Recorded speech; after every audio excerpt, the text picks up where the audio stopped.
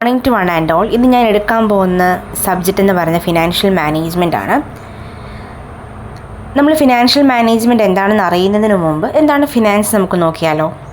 Finance എന്ന് പറയുന്നത് ഏതൊരു ബിസിനസ് സ്ഥാപനങ്ങളിലും വേണ്ട ഒരു ഘടകം അല്ലെങ്കിൽ ഒരു എലമെൻ്റാണ് ഈ ഫിനാൻസ് എന്ന് പറയുന്നത്.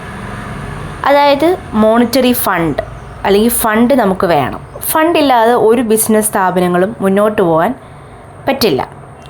സോ നമ്മൾ ഫണ്ട് മാത്രം ഉണ്ടായിട്ട് കാര്യമുണ്ടോ? അതിനെ നമ്മൾ പ്രോപ്പറായിട്ട് യൂട്ടിലൈസ് ചെയ്യണ്ടായോ? പ്രോപ്പറായിട്ട് യൂട്ടിലൈസ് ചെയ്യാൻ വേണ്ടിയിട്ടാണ് നമ്മൾ ഫിനാൻഷ്യൽ മാനേജ്മെൻറ്റ് എന്നൊരു വിഷയം നമ്മൾ പഠിക്കുന്നത്. സോ ഇവിടെ 3 വ്യക്തികൾ, അതായത് സോളമൻ എസ്ര, ജെഎൽ മാസി, പിന്നെ ഫൈനലി ഹാവാർഡ് ഓപ്റ്റൺ എന്ന് പറഞ്ഞ വ്യക്തികൾ ഈ ഫിനാൻഷ്യൽ മാനേജ്മെൻറ്റ് എന്താണെന്ന് ഡിഫൈൻ ചെയ്തിട്ടുണ്ട്. സോ നമ്മുടെ ഡെഫിനേഷൻ നമ്മൾ പഠിക്കുമ്പോൾ നമ്മൾ പണ്ട് മുതലേ പഠിക്കുന്നത് എങ്ങനെയാണ്, അതുപോലെ നമ്മൾ പഠിക്കുക ചെയ്യുന്നത്. കാണാതെ പഠിക്കരുത്, പക്ഷേ മനസ്സിലാക്കി, കോൺസെപ്റ്റ് മനസ്സിലാക്കി നമ്മൾ പഠിക്കുക. So financial management is concern with efficient use of economic resources, namely capital fund. So Solomon Ezra define ചെയ്തിരിക്കുന്നത് ഫിനാൻഷ്യൽ മാനേജ്മെൻറ്റ് എന്താണെന്നാണ്.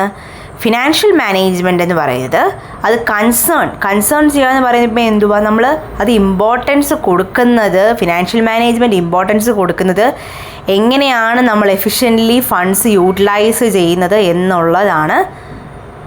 ആര് പറഞ്ഞ ഡെഫിനിഷന്? സോളമൻ എസ്ര പറഞ്ഞ ഡെഫിനിഷൻ അതാണ്. നമ്മൾ എങ്ങനെയാണ് എഫിഷ്യൻ്റായിട്ട് ഫണ്ട് റേസ് ചെയ്യുന്നത് എന്നുള്ളതാണ്. അതാണ് ഫിനാൻഷ്യൽ മാനേജ്മെൻറ്റ് എന്നുള്ളതാണ് സോളമൻ എസ്രയുടെ അഭിപ്രായത്തിൽ. ഇനി രണ്ടാമത് വന്ന് നോക്കിക്കേ, ജെഎൽ മാസിയുടെ വ്യൂ പോയിന്റിൽ എന്തോ പറഞ്ഞിരിക്കുന്നത്. അദ്ദേഹം പറഞ്ഞിരിക്കുന്നത് ഓപ്പറേഷണൽ ആക്ടിവിറ്റീസ് കണ്ടക്ട് ചെയ്യാനായിട്ട് എങ്ങനെയാണ് ഒരു ബിസിനസ്സിൻ്റെ ഓപ്പറേഷണൽ ആക്ടിവിറ്റീസ് കണ്ടക്ട് ചെയ്യാനായിട്ട് നമ്മൾ എഫിഷ്യൻ്റായിട്ട് നമ്മൾ ഫണ്ട്സ് യൂട്ടിലൈസ് ചെയ്യണം. അതായത് ബിസിനസ് ഓപ്പറേഷൻസ് സ്മൂത്തായിട്ട് നടന്നു പോകണമെങ്കിൽ നമ്മൾ എഫിഷ്യൻ്റ്ലി നമ്മൾ ഫണ്ട്സ് യൂട്ടിലൈസ് ചെയ്യണം എന്നുള്ളതാണ് ജെഎൽ മാസിയുടെ വ്യൂ പോയിൻ്റ് പ്രകാരം. ഇനി ഹോവാർഡ് ഓപ്റ്റണിൻ്റെ വ്യൂ പ്രകാരം എന്തോ പറയുന്നത്, financial management is a application of general managerial principles to the area of decision making. നമ്മളൊരു ഡിസിഷൻ മേക്കിംഗ്, നമ്മൾ ഫിനാൻഷ്യൽ ഡിസിഷൻ മേക്കിങ്ങോ ഇൻവെസ്റ്റ്മെൻറ്റ് ഡിസിഷനൊക്കെ എന്ത് ഡിസിഷൻ മേക്കിങ്ങും എടുക്കുകയാണെങ്കിൽ അതിൻ്റെ പ്രാക്ടിക്കൽ, അതായത് അതിൻ്റെ ആപ്ലിക്കേഷൻ ലെവലിലുള്ള മാനേജറിയൽ പ്രിൻസിപ്പിൾസിനെയാണ് ഫിനാൻഷ്യൽ മാനേജ്മെൻറ്റ് എന്ന് പറയുന്നത്. In other words, the application of general managerial principles in the area of decision making.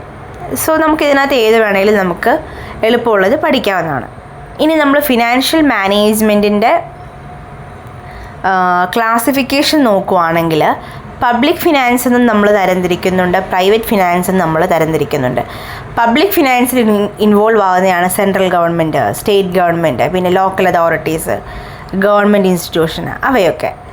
ഇനി പ്രൈവറ്റിലോ sole proprietorship, joint stock companies, individuals, partnership firms, ഇതെല്ലാം പ്രൈവറ്റ് ഫിനാൻസിലാണ് ഇൻക്ലൂഡ് ചെയ്യുന്നത്. കഴിഞ്ഞ പ്രാവശ്യത്തെ എക്സാമിന് പബ്ലിക് ഫിനാൻസ് എന്താണെന്നാണ് ചോദിച്ചിരുന്നതെങ്കിൽ ഒരു പക്ഷേ പ്രൈവറ്റ് ഫിനാൻസ് എന്താണെന്ന് ചോദിക്കാൻ ചാൻസ് ഉണ്ട്, നമുക്കറിയില്ല.